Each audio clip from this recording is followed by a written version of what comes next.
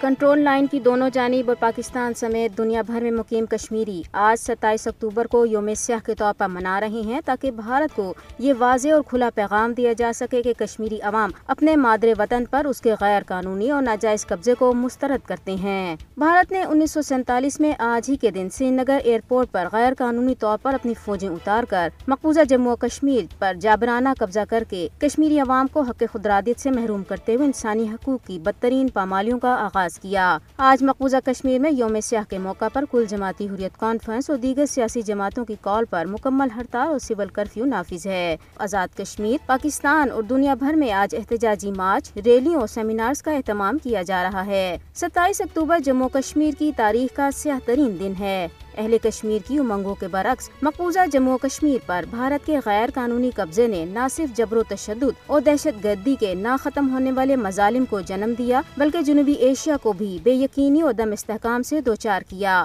پاکستانی عوام ہر سال اپنے کشمیری بھائیوں کے ساتھ اظہار یکجہتی کے لیے 27 اکتوبر کو یوم سیاہ کے طور پر مناتے ہیں۔ صدر پاکستان ڈاکٹر عارف علوی نے اپنے پیغام میں 5 اگست 2019 کے غیر قانونی اور یک طرفہ بھارتی اقدامات کی فوری واپسی کا مطالبہ کرتے ہوئے عالمی برادری پر زور دیا ہے کہ وہ سلامتی کونسل کی قراردادوں کے مطابق مقبوضہ جموں و کشمیر کے درینہ تنازع کے پرامن اور منصفانہ حل کے لیے اپنا کردار ادا کرے۔ اپنے پیغام میں وزیر اعظم پاکستان میاں شہباز شریف نے کہا ہے کہ پاکستان ہر قیمت پر اس وقت تک کشمیری عوام کے ساتھ کھڑا رہے گا جب تک انہیں اپنا جائز حق خودارادیت نہیں مل جاتا۔ پاکستانی وزیر خارجہ بلاول بھٹو نے بھی اپنے پیغام میں اہل کشمیر کو ان کی تاریخ ساز جدوجہد پر خراج تحسین پیش کرتے ہوئے کہا ہے کہ بھارت کا جبر ختم ہو جائے گا۔ اقوام متحدہ اور دیگر عالمی اداروں کا فرض ہے کہ وہ کشمیری عوام کو مودی کی جارحیت سے بچانے کے لیے آگے آئیں اور 7 دہائیوں سے حل طلب تنازع کشمیر کے انسانی اور قانونی بنیادوں پر فوری حل کے لیے اقدامات کریں۔